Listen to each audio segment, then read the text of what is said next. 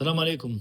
يعني الواحد بيضل ساكت، ساكت، ساكت، بعدين ما عادش يقدر. كثير من الممثلين اللي بيدعوا إنهم أحرار وبينقدوا من أجل تصحيح الأخطاء اللي عم تحدث وعم تحصل بسوريا، عم يصرحوا تصريحات إنه النظام ما سقط ولكن تغير الرئيس فقط بسوريا. طبعا هذول الأشكال اللي مثل هيك كلياتنا بنعرف إنه كان البوسط العسكري دعس على راسهم، ومبسوطين كثير بدعسة البوط العسكري على راسهم. فهذول العبيد بحبوا يظلوا خاضعين، لما بيجي مجال للحرية بيكونوا هم أول الأعداء لهذا الشيء. ممثلة معروفة بسوريا طلعت على قناة ثانية اسمها لانا، ويملكها طبعا سامر فوز، الوجه الاقتصادي المتخفي لبشار الأسد للتحايل على العقوبات الاقتصادية من أمريكا وأوروبا. هاي القناة عم تطلع ببرامج حوارية وعم تجيب ممثلين على أساس أنهم أحرار وكان لهم بصمتهم بالدراما السورية. من بيناتهم كان دريد لحام وغيره، وعم بيقولوا أنه هم عم بينقدوا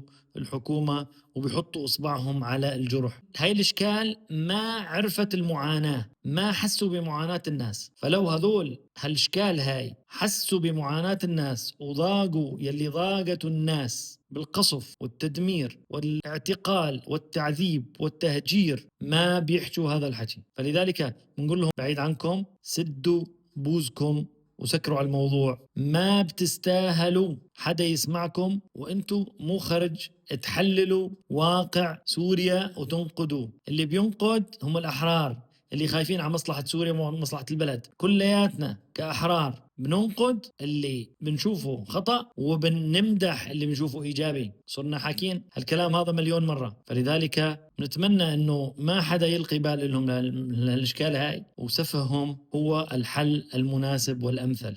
بنعيش وبنشوف. السلام عليكم.